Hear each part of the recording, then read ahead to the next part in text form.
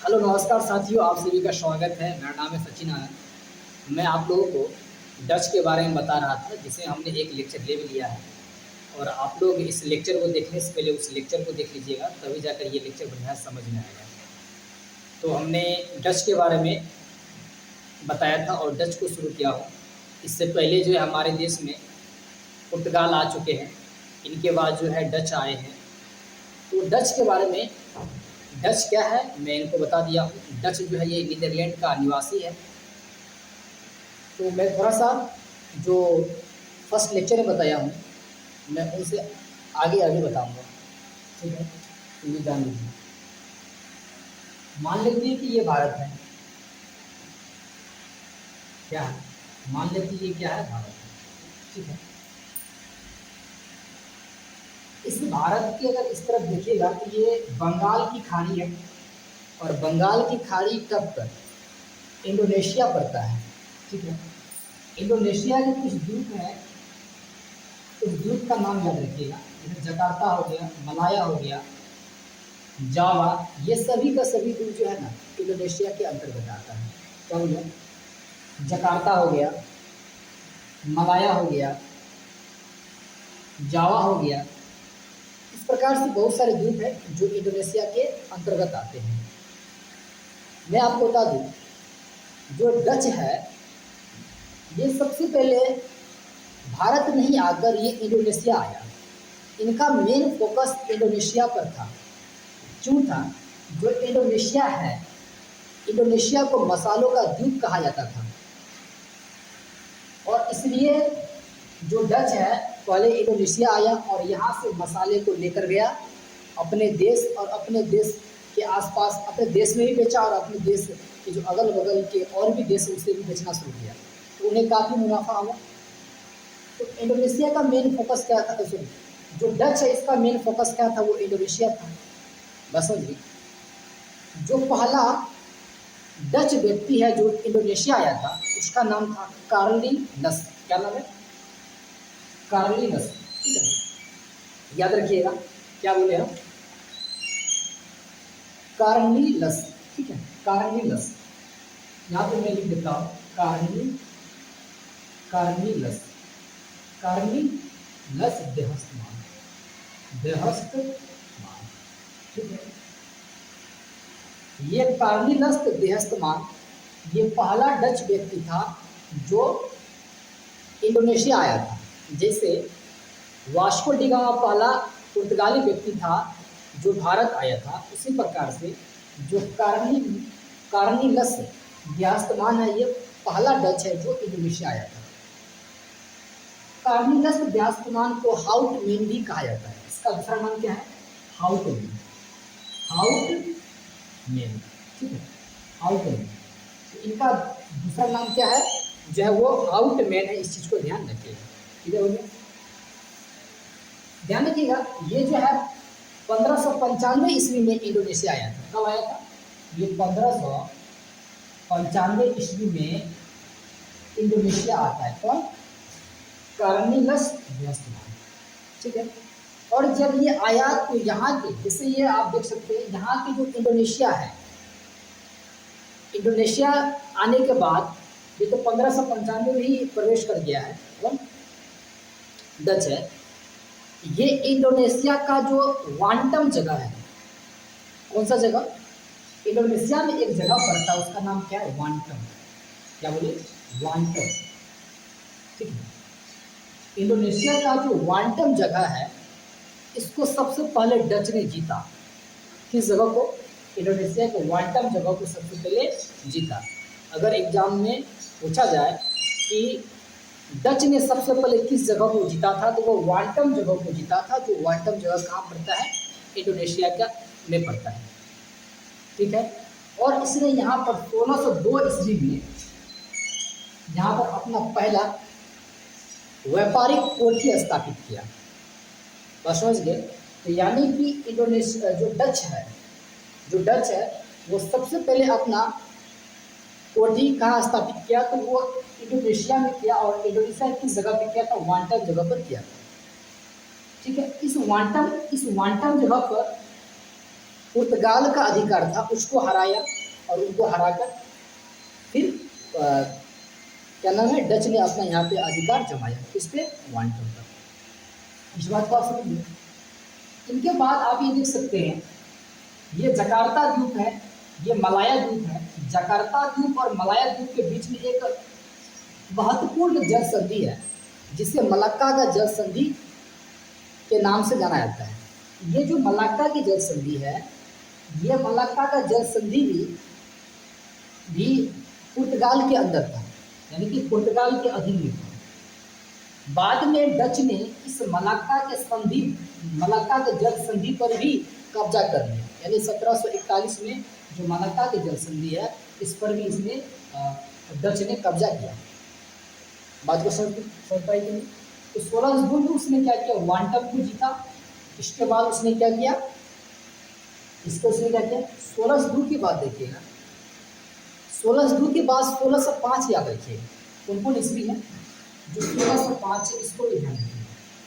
तो 1605 में जो ये जकार्ता द्वीप है, हाँ 1605 में ध्यान रखिए, कितने में, जो 1605 ईस्वी है, इस 1605 ईस्वी उसने अम्बयान को जीता था।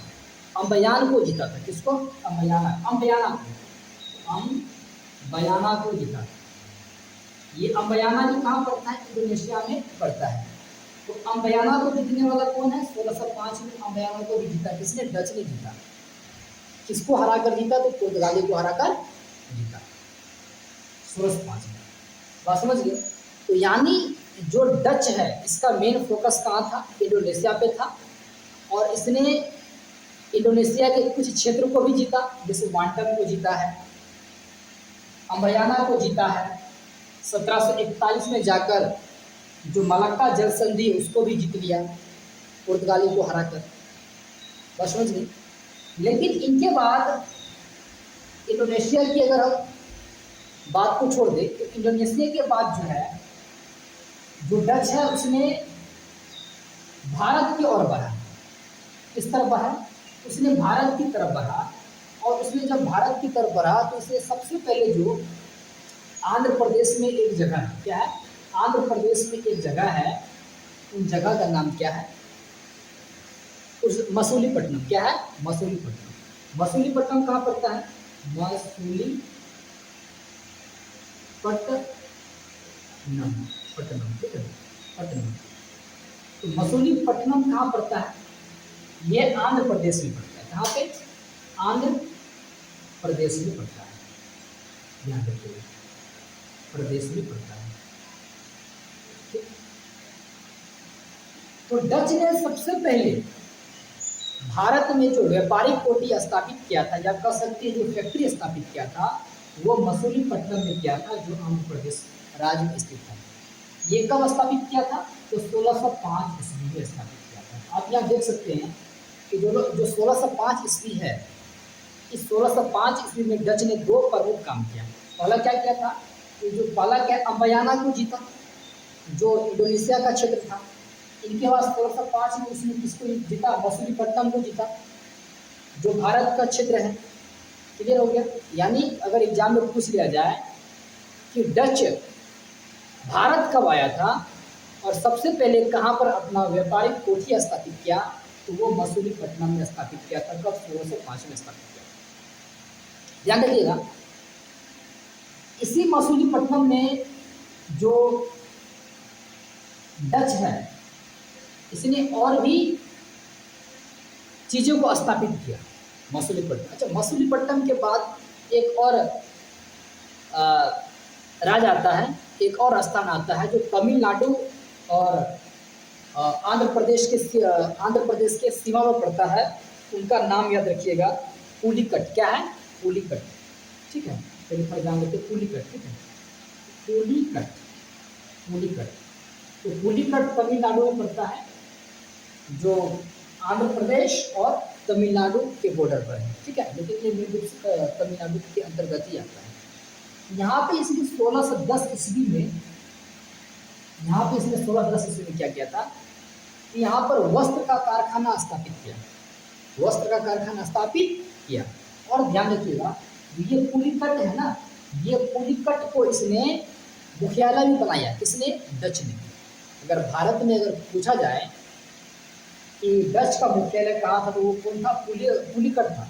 जो जो कब तक रहा था? 1690 तक जो है ये पुलिकट, 1690 तक जो ये पुलिकट मुख्यालय रहा। किसका? किसका मुख्यालय रहा? तो ये डच का मुख्यालय रहा।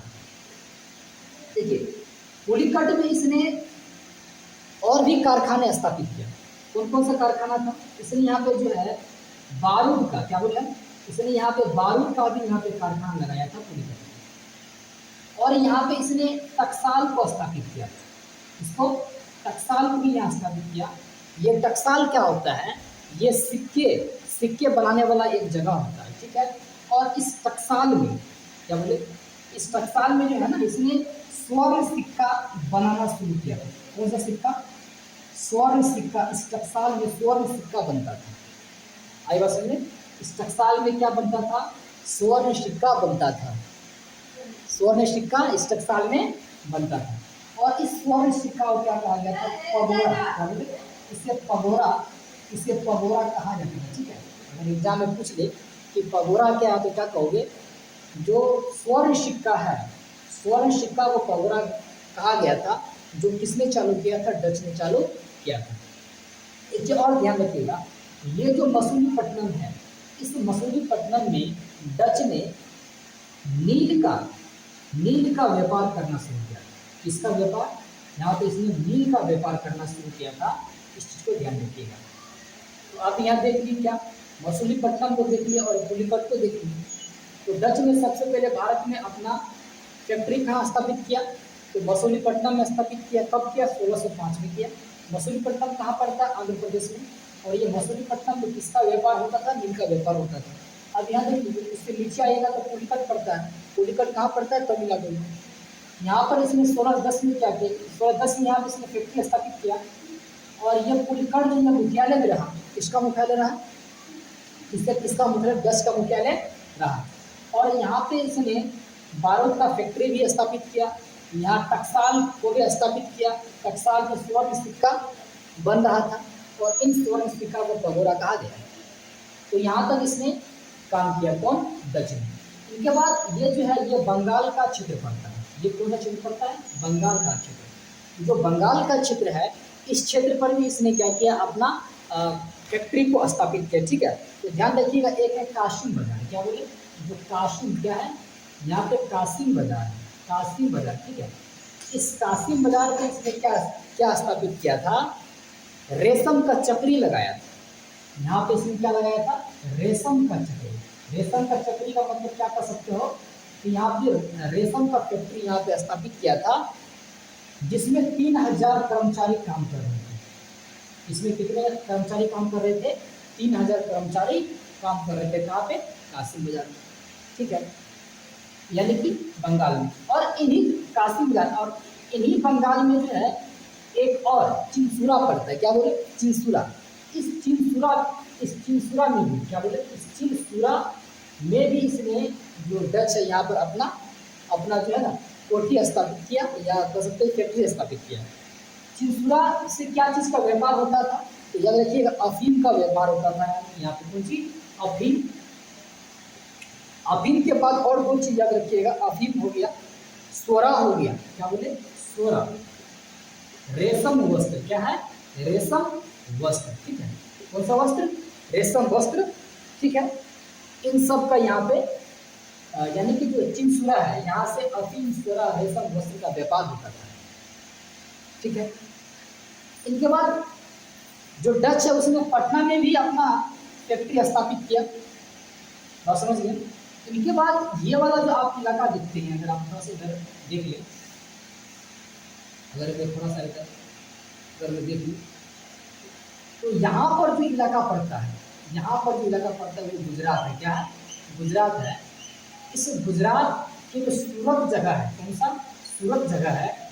इस सूरत जगह पर डच ने सूती वस्त्र का कारखाना स्थापित किया था। क्यों किया था? क्योंकि सूरत जो है ना, ये काफ़ी, अगर सूरत की बात कीजिएगा तो ये काफ़ी जो है ना महत्वपूर्ण क्षेत्र था। और यहाँ पे सूती वस्त्र के लिए काफ़ी नामी था। समझिए कौन सा? सूरत, जो गुजरात में पड़ता है। तो इसने सूरत से क्या किया था कि सूती वस्त्र का ये व्यापार करता था। कहाँ से? सूरत से। ठीक है, इन बात को आप समझिए। अगर एक चीज और याद रखिएगा, यहाँ पे जो है कोचीन है। क्या है? कोचीन है।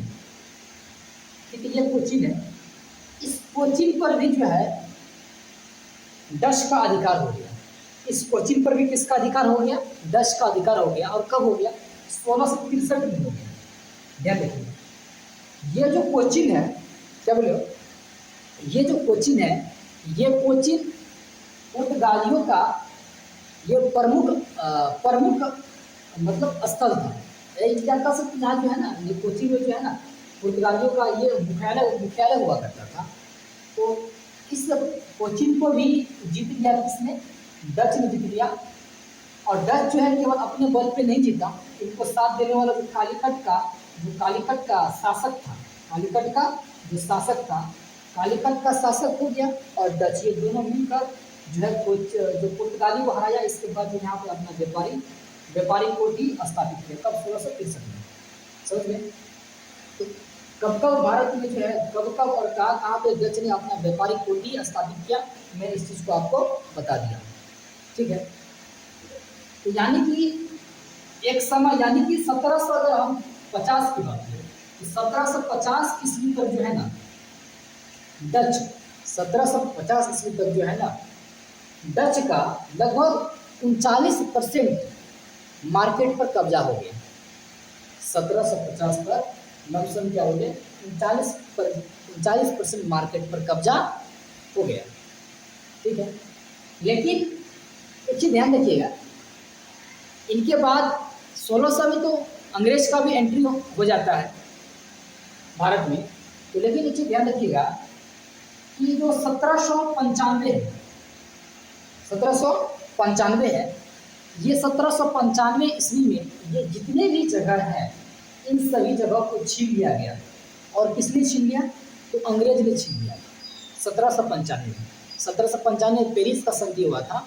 और इस संधि के तहत जो है जितने भी जगह पर कब्जा किया था, सबको किसने छीन लिया? अंग्रेज ने छीन लिया। ठीक है, इससे पहले 1795 से पहले एक युद्ध हुआ था। उस युद्ध का नाम क्या है? जो युद्ध हुआ था उसको कहते हैं बेदरा का युद्ध। समझिए, बेदरा का युद्ध हुआ था। और ये बेदरा जो है ना बंगाल में पड़ता है। ठीक है, और इस युद्ध में जो है डच की बहुत बड़ी हार हुई थी। और इनके बाद ये धीरे धीरे क्या हो गया? कमज़ोर हो गया। और कमज़ोर होने के बाद क्या हुआ? लास्ट में 1795 में आकर इस पूरे जगह पर अंग्रेज का कब्जा हो गया। और फिर जो है अंग्रेज अपने हिसाब से यहाँ पे क्या करेगा? कार्य को स्थापित करेगा, शासन को स्थापित करेगा। तो मुझे उम्मीद है कि जो मैं आप लोगों को बताया हूँ ये समझ में आया होगा। अगर आप लोगों को ये लेक्चर समझ में आया है तो कमेंट कर जरूर बताइएगा। मैं फिर इनसे आगे पढ़ाऊँगा। धन्यवाद।